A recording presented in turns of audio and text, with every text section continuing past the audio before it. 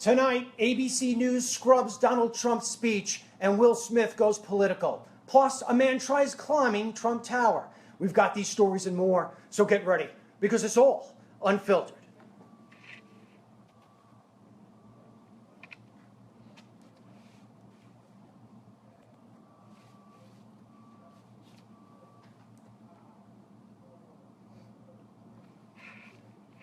Hello, I'm Dennis Michael Lynch, and I thank you for joining me this evening. Has everyone in the media lost their integrity? That's the question we address in the DML report. When you see the inner bowels of the media like I do, you understand how the narrative flows. A little twist here, a little twist there, and suddenly a narrative no longer holds the truth. It vanishes into thin air.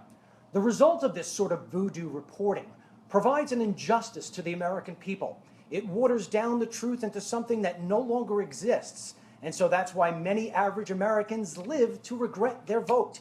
Without the truth, you cannot make an informed decision. When it comes to the media's coverage of Hillary Clinton, the truth is barely told. And if it is told, it's done so in a manner that leaves the viewer thinking, that Benghazi, what a tragedy. Wonder why that happened. And so Hillary Clinton gets off smelling like a rose. But when it comes to Donald Trump, or whoever the Republican candidate is for that matter, say Mitt Romney, the media absolutely destroys the candidate. They play the crazy sound bites. They twist words. They put in shades of gray. And in some cases, they actually play music over the candidate's voice. For example, take a look at this video clip from a few days ago when Donald Trump was speaking to a crowd about Hillary Clinton and her role in making it so ISIS can grow like a cancer. This was from ABC News. Watch.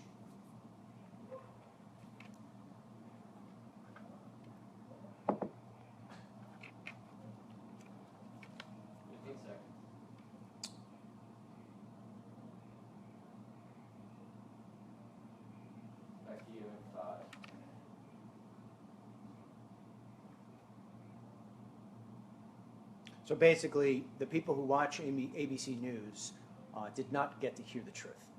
And I can tell you this about the media. When you take a look at Fox News, they get about 3 million viewers every single night. But when you take a look at ABC, NBC, and CBS, they collectively get 30 million. We're at such a disadvantage.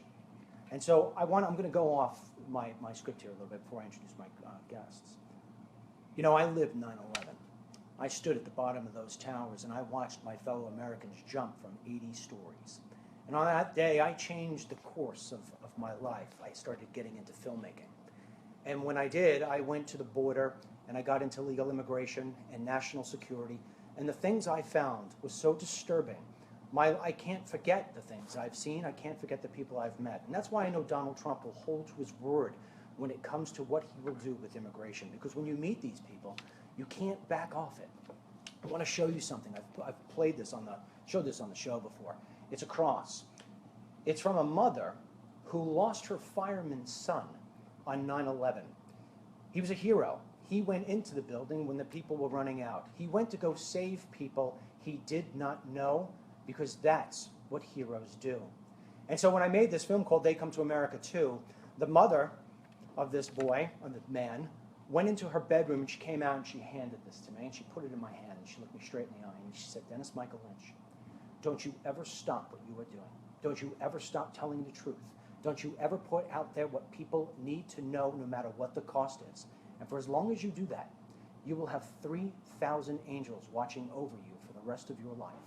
And the only way that stops if you ever stop telling the truth." And then I asked her to please come on Sean Hannity's show with me. And she was there, and Sean gave us an hour to push the film and to tell people about what we found. And she said something that has stuck with me forever, and it will forever, I should say. She said, "Dennis Michael Lynch is the only person who I know who puts his money where his mouth is." That being said, regrettably, this will be, odds are, my last night doing Dennis Michael Lynch Unfiltered. I have come to a point where I could no longer sit at this desk and say to you, because it's all unfiltered. It's not the case anymore. I have been here for almost 8 months, and from day one, this show has been #1.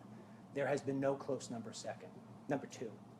And that is not a slam on my other colleagues here. It just says how popular this show is and how thirsty the American people are for the truth. And I have delivered it without any hesitation, without any fear of what could happen to me the next day. That being said, in fighting for Trump like I have, and I don't do this because I know him or I like him. I've never met him, and personally he upsets me from time to time like he does everybody else. And I've said it on this show. I've been criticized for it, but I stick with it. Fighting for Trump also means fighting against Hillary Clinton. Because I do believe that if Hillary Clinton is the president, I will witness another 9/11. Maybe this time it will be the Sears Tower in Chicago falling down, or it will be the Empire State Building, or it will be a school of children. I don't know what it will be, but I will continue to fight to make sure she does not get the presidency. But I have felt, as of late, and I don't want to get into details, but I will if I have to, that I have been restricted from being able to give that message. I have been restricted in being able to be put on this show, the people who I know want to come on this show, and to provide you and the American people with the information you need to know about Hillary Clinton. It has bothered me. It has been hard to come to work. And this morning, to top it all off, I was told that I will no longer have editorial discretion on my own on what happens at the show. I will no longer have full reign of the topics chosen. It will be chosen for me, like the other shows, and we're all going to be in unity.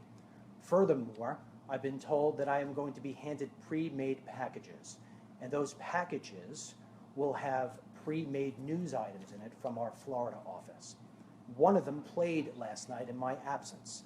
My team tried to stop it because they knew that I would not want to have it on there. When I watched it last night, I was sick to my stomach, because what it did was it tried to slam Fox News for the unfortunate things that are taking place over there right now, which are, well, you know the details, sexual harassment, so forth. There's no room on this show for that. Right now, we're in the biggest presidential election of our lives. You want this show to deliver you the news, so this way you could make an educated vote. So this way you can share it on Facebook and say, hey, look at this guy, Dennis Michael Lynch, he's telling you how it is. And just to sort of say how popular my stuff is on Facebook, NEWSMAX has had a YouTube channel for 8.5 years. They've posted more than 23,000 videos that have collectively grabbed about 20 million views. This isn't something I'm revealing that I shouldn't. This is public information. I have been putting my clips from this show on Facebook, maybe one a night. Sometimes I don't put any at all. And in the 7 months I've been here, 8 months I've been here, they have collectively grabbed 60 million views on Facebook. Every video I put up goes viral, and because people just want to share the truth. Sort of lost my train of thought in doing this because I'm very upset. I wish I didn't have to do this, and I would always be open to conversation with NEWSMAX. But there is no way that I can ever look the angels in the face. There's no way I can hold this cross in my hand and come on this show and know that there's information that is not being given you. Oh, I remembered what I was going to say. That clip that they played last night from Fox News, I would have never played that, not just because it has no room, but because Fox News, although it is not perfect, I've never met anybody or anything that is. And when I look around, they're the only other guy in the room trying to fight for the same thing I am, and that is the future of my children. Fox News has been very good to me. They've been very good to conservatives, not always perfect, but they're very good. They're the only people who are on our team. And so I am not going to have my name put on clips to try to destroy another network, especially right now, when I've got ABC going over Donald Trump's speech. That's absolutely absurd. And tonight, assuming I'm not unplugged, they want me to play another package. They want to play me a package about Roger Ailes. I'm not playing that. You're going to have to hit the play button without my name attached to it. Every night I say goodnight to my children, and I'm proud that they know when they close their eyes their father is a man of integrity. So I asked the question at the beginning of this DML report, has everyone lost their integrity in the media? And the answer to that question is no. I can guarantee you that one man cannot be bought, one man cannot be controlled, and this man certainly cannot be filtered. And so to everybody here at NEWSMAX, especially my team who has worked for me, I'm a hard guy to work for. I mean, I drive a tough bargain because I want perfection, and they've done an amazing, amazing job. And I don't tell them enough, and I should. It's not easy to say goodbye to a show with your name on it, especially when you work as hard as I have to get to this point. But it is what it is, and I am proud of what I just did and what I just said. That being said, I want to introduce two of my favorite guests who have been with me since the beginning. I have Ben Weingarten, and I also have Harlan Hill. Senses, I don't know if we've been turned off or not, but that's okay, we'll continue. Harlan, your take on what I just said. So in an industry where it is commonplace, not an industry, a world where it's commonplace to just shout over your opponents, to disrespect them, you've given your opponents a voice.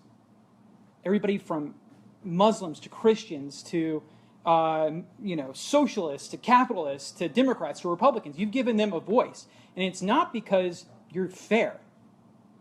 It's because you have a special relationship with your viewers, an honest one, an unfiltered relationship with your viewers. And that's why so many people trust you. And that's why every video you put up goes viral. This is special. And there's nobody else like you on this network. There's no other show like Unfiltered on this network. There's really no other show like Unfiltered on TV. This is special. So. Ben, you don't have to respond. You didn't, you weren't told. So you don't have to respond if you don't want to. No, I'll just say that I appreciate having the opportunity to come on this show and fight for conservative principles that I think we all share at this table. And it's been an honor and a privilege to speak with you and debate with you and have vigorous conversations with you. And I really appreciate that. I appreciate that. I'm assuming You are. we've been turned off? Yes. Yep. We've been turned off. All right, thank you very much. Thanks, guys. Thanks. Want this off? Keep it rolling. Okay.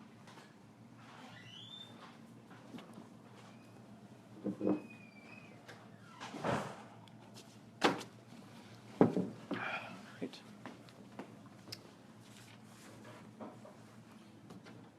All right, so we're being kicked out. Dave owed back taxes. After being hit with a wage garnishment and a bank levy, Dave struggled with his finances.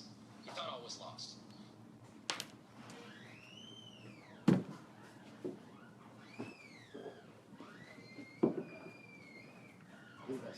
Sorry, I was a little rough before. I don't know why. It's